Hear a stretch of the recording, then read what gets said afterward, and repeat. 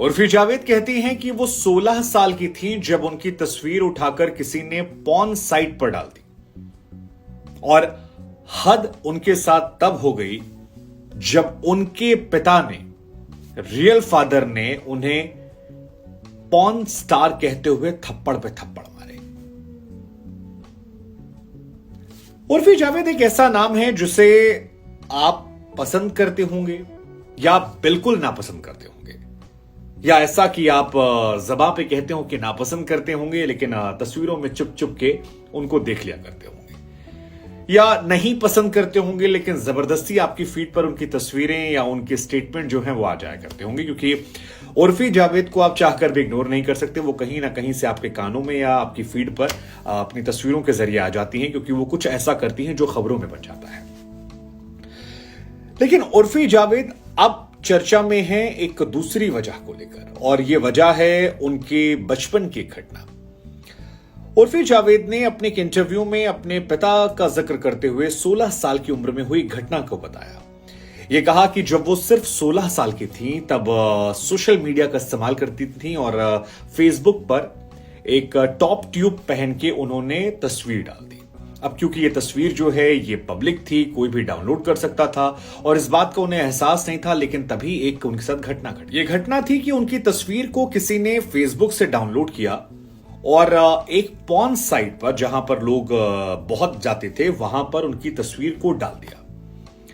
अब इंडिया के बारे में मैं आपको बता दूं कि बीते साल जब मैं एक वीडियो बना रहा था तो उसमें मैं टॉप सर्च वेबसाइट देख रहा था, तो गूगल का नाम था, उसमें फेसबुक का नाम था, इंस्टाग्राम का नाम था, ट्विटर था, और उसमें एक साइट थी xvideos.com जो इंडिया में सबसे ज्यादा देखी जाती थी। तो ये इंडिया में आलम है क्योंकि लोग यहां पर जबान पे कुछ भी कहें लेकिन छुप छुप के खूब देखते हैं।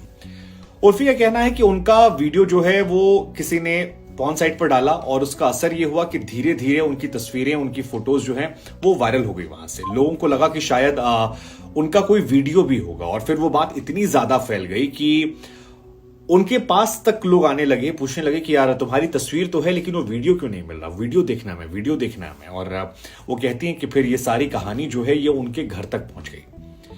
उन्हें शुरुआत में लगा था कि उनके घर वाले उनका साथ देंगे क्योंकि वो सिर्फ 16 साल की थी, लेकिन उनके घर वालों ने उनका साथ नहीं दिया और उल्टा उन पर इल्जाम लगा दिया कि तुम्हारी तस्वीर है तो ये बात बिल्कुल सच है, तुम्हारा वीडियो भी होगा, तुमने क्यों वीडियो डाला, या तुमने किसको साथ वो अलाउ किया जिसने तुम्हारा वीडियो बनाया और उसके बाद उठाकर उसने डाल दिया, तुमने हमारी इज्जत की मट्टी मिला दी। और फिर कहती है कि उनके पिता उन्हें तब तक पीटते थे जब तक वो थक नहीं जाया करते थे, और उनके पिता ने उनका साथ देने की जगह सभी रिश्तेदारों को खुद ही फोन कर दिया, कहा कि यार मेरी बेटी जो है वो उसने नाक कटवा दी और पॉर्न वेबसाइट पर इसकी तस्वीरें हैं।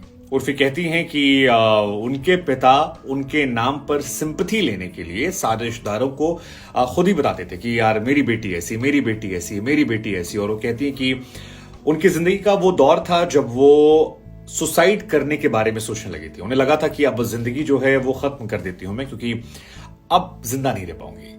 वो कहती हैं कि 2 साल उनके जीवन में ऐसे रहे जहां पर घर में उन्हें पॉर्न स्टार, एडल्ट स्टार का तमगा दे दिया गया।